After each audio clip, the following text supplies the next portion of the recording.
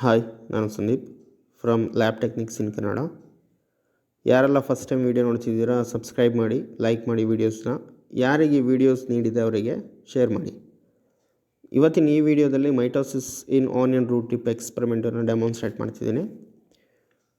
ಏನೆಲ್ಲ ಮಟೀರಿಯಲ್ಸ್ ಬೇಕು ಅಂತ ಹೇಳಿದರೆ, root tip, 1 normal HCl, 45% acidic acid, slides, cover slips, nuclear ಸ್ಟೈನಲ್ಲಿ ಅಸಿಟೋಕಾರ್ಮೈನ್ ಅಥವಾ ಅಸಿಟೋಆರ್ಸಿನ್. ಸೊ ಪ್ರೊಸೀಜರ್ ಹೀಗಿದೆ ನೋಡಿ. ಇದು ಪ್ರೊಸೀಜರನ್ನು ಎಕ್ಸ್ಪರಿಮೆಂಟ್ ಎಕ್ಸ್ಪ್ಲೇನ್ ಮಾಡ್ತಾ ಹೋಗ್ತೀನಿ. ಫಸ್ಟ್ ಒಂದು ಕ್ಲೀನ್ ಇರೋವಂಥ ಸ್ಲೈಡ್ ತೊಗೊಳ್ಳಿ. ಅದಕ್ಕೆ ಫ್ರೆಶ್ ಮಟೀರಿಯಲ್ ರೂಟ್ ಟಿಪ್ಸನ್ನು ನಾನು ಕಟ್ ಮಾಡಿ ಹಾಕ್ಕೊಳ್ತಿದ್ದೀನಿ. ಅದಿಲ್ಲ ಹೇಳಿದರೆ ಪ್ರಿಸರ್ವ್ ಮಾಡಿರೋಂಥ ಮಟೀರಿಯಲ್ಸ್ ಇರುತ್ತೆ.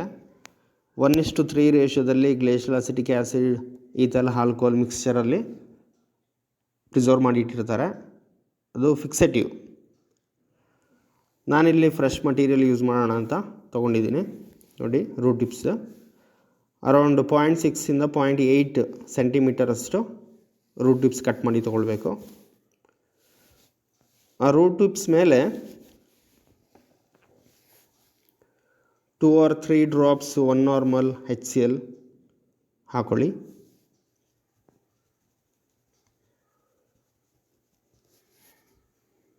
ಇದನ್ನು ಸ್ಪಿರಿಟ್ ಲ್ಯಾಂಪ್ ಫ್ಲೇಮ್ ಮೇಲೆ ಲೈಟಾಗಿ ಎಕ್ಸ್ಪೋಸ್ ಮಾಡ್ತಿದ್ದೀನಿ, ಜಸ್ಟ್ ವಾರ್ಮ್ ಮಾಡಲಿಕ್ಕೆ. ಒಂದು 3 ಟೈಮ್ಸ್ ರಿಪೀಟ್ ಮಾಡಿದ್ದೀನಿ. ನೀವು ಡೈಲ್ಯೂಟ್ HCl ಹಾಕಿದ ಮೇಲೆ ಹಾಗೆ ಸ್ವಲ್ಪ ಟೈಮ್ ಬಿಡಬೇಕಾಗುತ್ತೆ.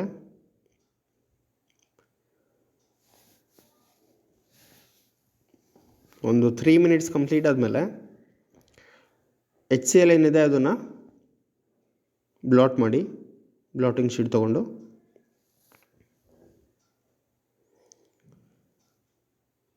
ನೋಡಿ ಹೇಗೆ ಅಂತ. ನಾನು ಮೊದಲೇ ಹೇಳಿದ್ದೆ, ಪ್ರೀವಿಯಸ್ ವೀಡಿಯೋಸಲ್ಲೆಲ್ಲ ಹೇಳಿದ್ದೀನಿ, ಮಟೀರಿಯಲ್ ನಾವು ಯೂಸ್ ಮಾಡಿ ಎಕ್ಸ್ಪರಿಮೆಂಟನ್ನು ಕಂಡಕ್ಟ್ ಮಾಡ್ತಿದ್ದೀವಿ ಹೇಳಿದರೆ ಒಂದು ಮಟೀರಿಯಲ್ ಯೂಸ್ ಮಾಡೋದು ಬೇಡ, 2 ಅಥವಾ 3 ಯೂಸ್ ಮಾಡಿ ಅಂತ. ಸೊ ಹಾಗೆ 2 ರೂಟ್ ಟಿಪ್ಸ್ ತೊಗೊಂಡಿದ್ದೀನಿ. ನೋಡಿ, ರೂಟ್ ಟಿಪ್ಸನ್ನು ನಾನು ಜಸ್ಟ್ 0.3 ಸೆಂಟಿಮೀಟರ್ ಅಷ್ಟು ಕಟ್ ಮಾಡ್ಕೊಳ್ತಿದ್ದೀನಿ. ಇದನ್ನು ಸ್ಟೈನ್ ಆದಮೇಲೂ ಸಹ ಕಟ್ ಮಾಡ್ಕೊಳ್ಬೋದು, ಬಟ್ ಆಮೇಲೆ ಕನ್ಫ್ಯೂಸ್ ಆಗುತ್ತೆ ಅನ್ನೋ ಕಾರಣಕ್ಕೆ ಫಸ್ಟೇ ಕಟ್ ಮಾಡಿ ಇಟ್ಕೊಂಡು ಸ್ಟೈನಿಂಗ್ ಮಾಡೋದು ಒಳ್ಳೆಯದು. ನೋಡಿ, 0.3 ಸೆಂಟಿಮೀಟರ್ಸ್.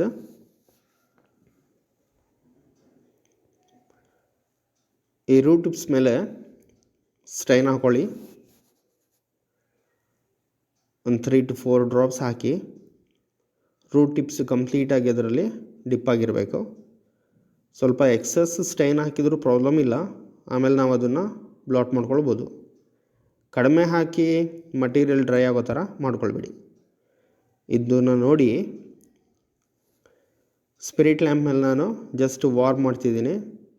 ಇದನ್ನೊಂದು 10 to 15 ಸೆಕೆಂಡ್ಸ್ ಗ್ಯಾಪಲ್ಲಿ ಒಂದು 3 ಟ್ರಯಲ್ ಮಾಡ್ಕೊಳ್ಳಿ.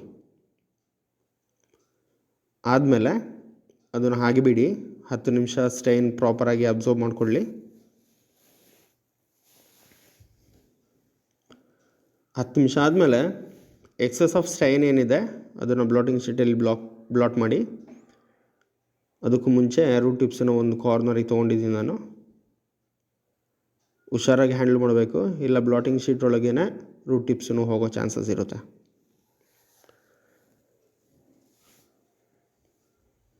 ನೆಕ್ಸ್ಟ್ ಇದಕ್ಕೆ ಒಂದು 2 ಡ್ರಾಪ್ಸ್ 45% ಆಸಿಟಿಕ್ ಆ್ಯಸಿಡ್ ಹಾಕಬೇಕು ರೂಟ್ ಟಿಪ್ಸ್ ಮೇಲೇ. ನೋಡಿ,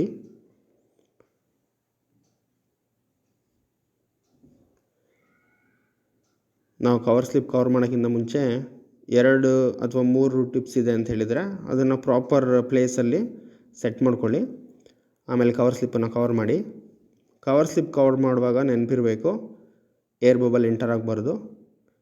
ಇನ್ ಕೇಸ್ ಏನಾದರೂ ನಾವು ತೊಗೊಂಡಿರೋವಂಥ ಲಿಕ್ವಿಡ್ ಕಂಟೆಂಟ್ ಕಡಿಮೆ ಇದೆ, ಸ್ವಲ್ಪ ಸ್ಪೇಸ್ ಉಳಿದಿದೆ ಹೇಳಿದರೆ ಬ್ರಷಲ್ಲಿ ಮಟೀರಿಯಲ್ ತೊಗೊಂಡು ಜಸ್ಟ್ ಹಾಗೆ ಕಾರ್ನರಿಗೆ ಟಚ್ ಮಾಡಿದರೆ ಸಾಕು, ಮತ್ತು ಫಿಲ್ ಆಗುತ್ತದು.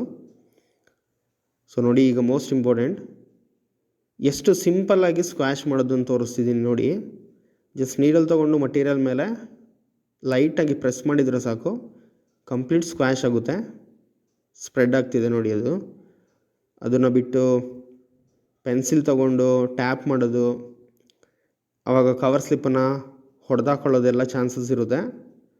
ಆ ಥರ ಎಲ್ಲ ಮಾಡೋಕ್ಕೆ ಹೋಗ್ಬಿಡಿ. ಪ್ರೊಸೀಜರ್ ಏನು ತೋರಿಸಿದ್ದೀನಿ ಅದನ್ನು ಆ್ಯಸ್ ಇಟ್ ಈಸ್ ಫಾಲೋ ಮಾಡಿದರೆ ಇಷ್ಟು ಕ್ಲಿಯರಾಗಿ ಬರುತ್ತೆ ನಿಮ್ಮ ಸ್ಲೈಡ್. ಇದನ್ನು ನೆಕ್ಸ್ಟ್ ಲೋ ಪವರಲ್ಲಿಟ್ಟು ಫೋಕಸ್ ಮಾಡ್ಕೊಳ್ಳಿ. ಒಂದು ಪರ್ಫೆಕ್ಟ್ ವ್ಯೂ ಬಂದ ಮೇಲೆ 45x ಚೇಂಜ್ ಮಾಡಿ. ನೋಡಿ, ಹೀಗೆ ಮೆಟಾಫೇಸ್ ಇದೆ, ಅನಾಫೇಸ್ ಇದೆ, ಟೀಲೋಫೇಸ್ ಇದೆ.